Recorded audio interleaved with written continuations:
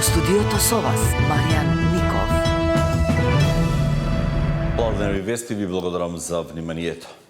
Неколку деца, ученици од основното училиште Димо Хаджи Димов од Скопската населба Влаје се пожалеле на болки во стомакот. Некои од нив имале пролив, а некои повраќање. 3 од децата и се на болнички третман. А тие се на возраст од 6,5 до 11 години и се жалеле на силни болки во стомакот. Медицинските лица се сомневаат на труење со храна и труење со вода. Надлежните институции веќе работат на испитувањата во врска со овој проблем. А нашите колеги се на терен, секако повеќе информации ќе ви презентираме во вестите во 16 часот.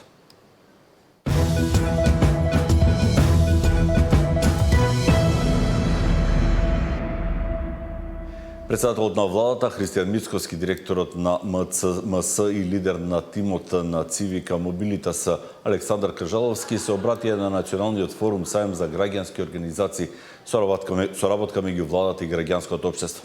При тоа премиерот Мицкоски одговараше и на новинарски прашања, а изјави дека до понеделник ќе ги соопшти имињата на министрите кои ќе бидат во владата. Можам да кажам дека оваа недела ќе се знаат имињата, но она што е сигурно е дека оние ресори, оние портфолија кои што беа до сега во владата, политичките партии кои што ја сочинуваат коалицијата вреди ќе ги задржат. Така што тука нема да има дополнителни промени, нема да има дополнителни сектори. Така што тоа е веќе во рамките на нашата заедничка коалиција договорена, а околу имињата очекувам дека веќе во понеделник ќе ги доставам, откако ќе бидат искристализирани, но тоа се оние имиња горе-доле кои што циркулираат во јавност. Владата ќе носи национална стратегија за соработка со диаспората 2025-2030. Со овој документ ќе се засилува националниот идентитет, јазикот, културата и спортот. На јавна дебата, организирана од Министерството за надворешни работи, која се одржа во владата, присуствуваше и председателката на државата. Стратегијата, меѓу другото, предвидува подобри, побрзи и попрофесионални конзуларни услуги. Реформите кои ги предвидуваме се темелни.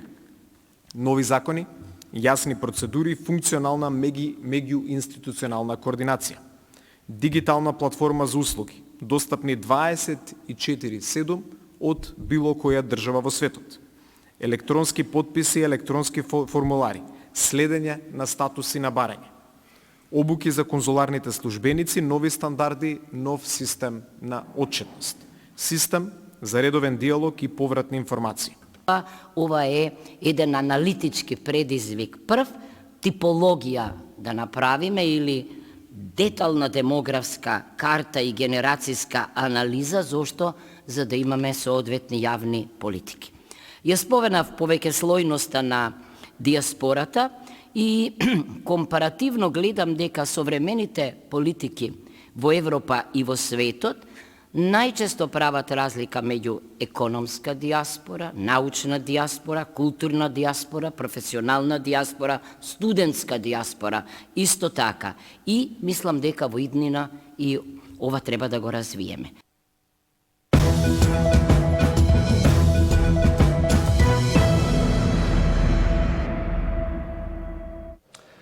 Фондацијата Конрад Аденауер во соработка со Министерството за надворешни работи и надворешна трговија, како и со Фондацијата од Брисел, Центарот за европски студии Вилфред Мартенс, организира регионална конференција со наслов Стратегиските приоритети на НАТО, Европската унија и Југоисточна Европа на мултиполарниот меѓународен поредок. Климатските промени, нестабилните општествени случувања во земјите од овој регион, миграциите, како изголемената употреба на хибридни алатки, кибернапади и дезинформацијски операции, се само дел од предизвиците кои придонесуваат за нестабилноста на овој важен регион за сите нас во Европа. Во време на глобални превирања, стратешкото единство не е политички избор, туку безбедносна неопходност. Нашата заедничка сила произлегува од солидарноста, предвидливоста и доследноста на нашите политики. Убеден сум дека токму сега е моментот да демонстрираме стратешка визија, интегриран пристап и политичка одлучност што ќе обезбеди стабилна и просперитетна иднина за целата евроатлантска заедница. Ви благодарам.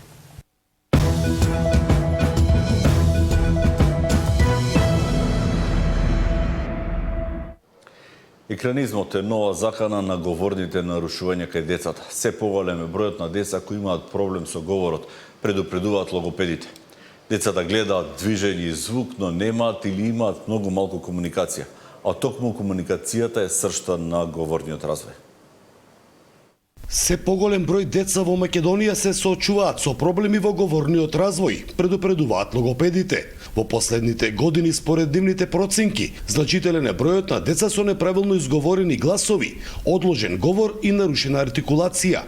Причините за говорно-јазични проблеми може да бидат од органски, неоргански или психолошки тип и под влијание на средината. Се почеста е појавата на така наречениот екранизам кај децата, наликува на аутизам, има слични елементи, но не е аутизам, туку е екранизам и е предизвикан од срединските фактори во кои што детето расте доколку е изложено предолго време во несоодветната возраст пред екрани. Детето учи да зборува преку гледање лица, артикулација и имитирање на возрастните. Кога голем дел од денот е поминат пред екран, овие природни механизми се нарушуваат. Современиот начин на живот и трендот на електронско смирување на малите деца со видео и апликации доведува до тоа се поголем број од нив да не ги совладува основните говорни фази на време. Детето гледа движење и звук, но не комуницира, а комуникацијата е сршта на говорниот развој. Предолгота изложеност пред екраните не го дава потребниот градежен материјал за да се овозможи здрава сензорна интеграција која е многу важна за развојот на здрава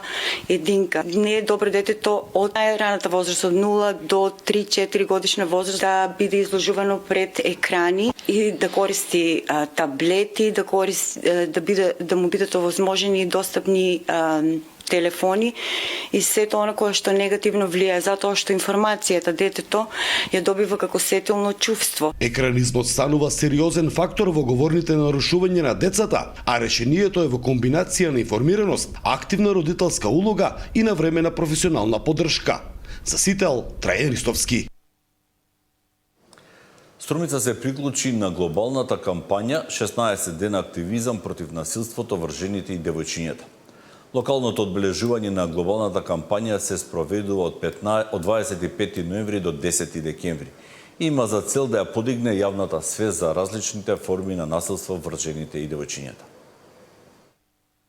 Во наредните 16 ден, општинската зграда во Струмица ќе биде осветлена во портокалово, како символ за поддршка на кампањата 16 дена активизам против насилството врз жените и девојчињата. Со осветлувањето и официјално започна и локалното одбележување на глобалната кампања, која секоја година се спроведува од 25 ноември до 10 декември и има за цел да ја подигне јавната свест за различните форми на насилство врз жените и девојчињата. За градоначалникот Петар Јанков, портокаловата светлина го означува колективниот став дека Струмица е град кој не го свртува погледот од проблемот, туку стои цврсто на страната на жртвите и во одбрана на нивните права. Јанков посебен акцент стави на дигиталното насилство, кое се повеќе се шири во онлайн просторот и порача дека оваа појава мора да се препознае, осуди и спречи. Живееме во време кога насилството не познава само физички простор. Денес дигиталните мрежи, местата каде што нашите деца учат, се дружат, се изразуваат, стануваат сцена на вознемирување, омаловажување, искористување контрола. Дигиталното насилство е подеднакво реално и подеднакво болно. И затоа сме тука, да покажеме дека нема тоа да го дозволиме. Дека дигиталната безбедност мора да биде приоритет, порача и Стојне Митева од Сдруженијето Sky Plus. Таа потенцираше дека бројот на жени и девојчиња кои секојдневно се соочуваат со дигитално насилство постојано расте. И затоа е неопходна поголема едукација, поддршка и институционална реакција. Последните статистики и анализи велат дека дури 80% од жените биле сведоци на дигитално насилство, а 40% од жените во Македонија биле жртви на дигиталното насилство. Оваа бројка е навистина голема и загрижувачка бројка, покрај она на семејното насилство кое што ја третираме со основните начала на насилството, физичкото, психичкото, сексуалното, вознемирувањето и така натаму, се она кое што со последните измени на Законот за семејно насилство и влегуваат. Во рамки на кампањата 16 дена активизам во Струмица ќе бидат реализирани повеќе активности, работилници, средби со граѓани, едукативни настани со единствена цел – поголема информираност, превенција и поттикнување на пријавувањето на насилството. Зоран Ѓорѓиев за Сител телевизија.